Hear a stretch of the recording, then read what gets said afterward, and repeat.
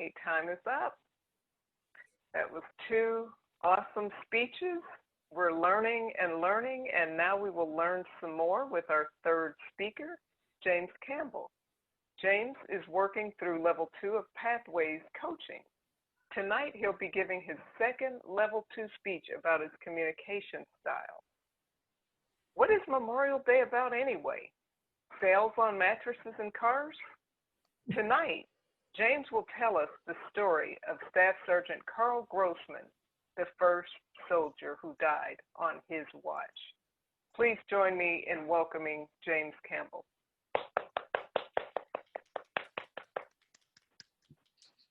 Thank you. What does Memorial Day mean to you? Is it a day off work, time spent grilling with family and friends, maybe catching a cold one? Good evening, Mr. President, Madam Toastmaster, my fellow Toastmasters, and most honored guests.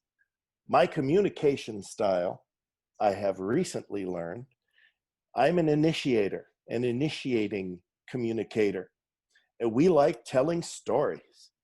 So tonight, I would like to share with you the story of my Memorial Day. Celebrated in spring, Decoration Day, we now know as Memorial Day, brought communities together in one day to honor and remember those who fought in the Civil War. Finally, in 1971, this long-standing tradition was recognized as a federal holiday, meant as time for the nation to come together and recognize the precious cost of freedom. In the military, we have many customs. One of them, when we gather, is we honor our fallen.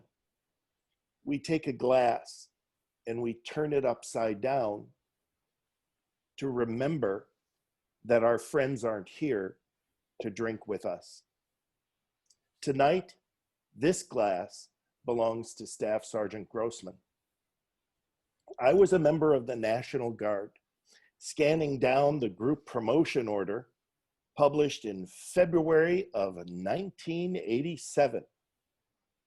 I was there. It was my first promotion to second lieutenant. Further down the list was Sergeant Carl Grossman.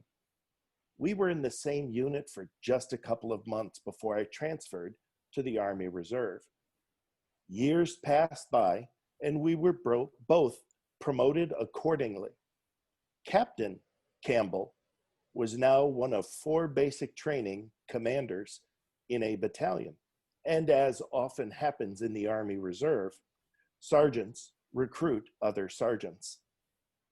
Carl coming to me was really no different, except he told the command sergeant major, the most senior sergeant in the battalion, that he wouldn't transfer unless he came to my company. Of course, my answer was yes. Time passed and he became one of my most trusted sergeants. A drill sergeant, Staff Sergeant Grossman, would occasionally come into my office and close the door.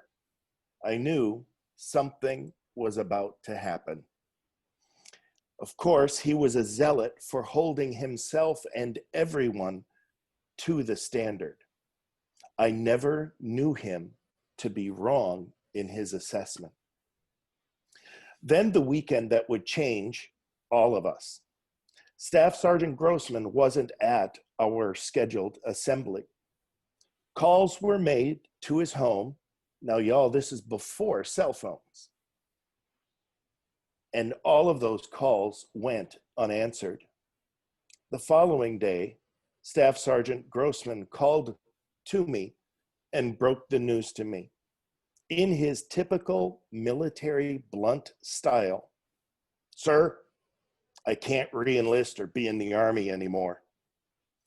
I broke my arm yesterday and the doctors found I've got cancer of the everything and I'll die soon." This was his re-enlistment weekend.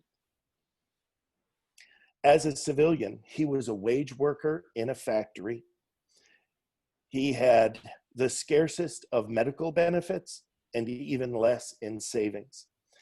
He was single and he took care of his aging mother.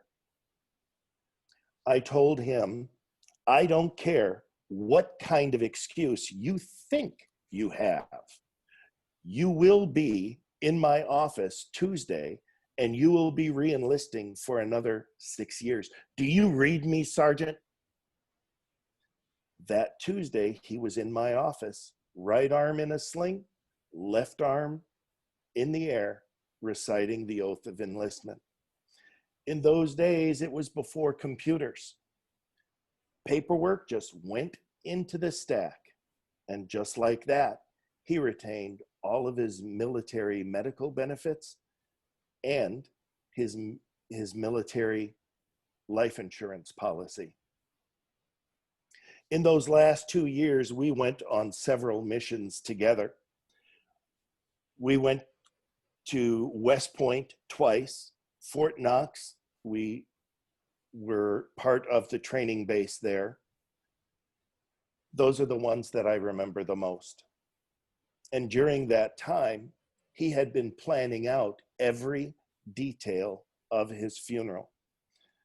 His memorial service was eulogized by his identical twin brother, David. Now, let me explain something to you.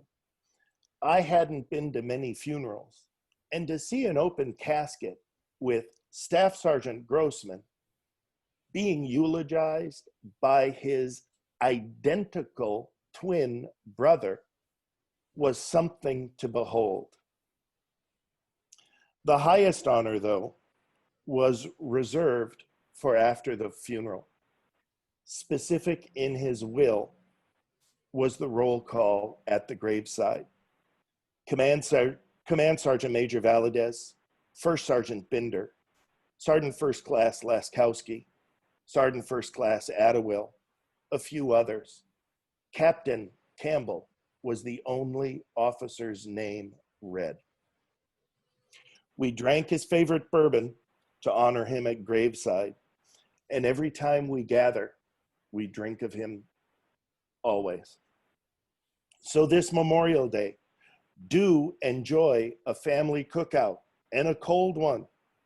We should also, though, set aside time to honor our fallen. These great warriors filled our lives and sacrificed everything to ensure we sleep peacefully at night under a protective blanket of freedom.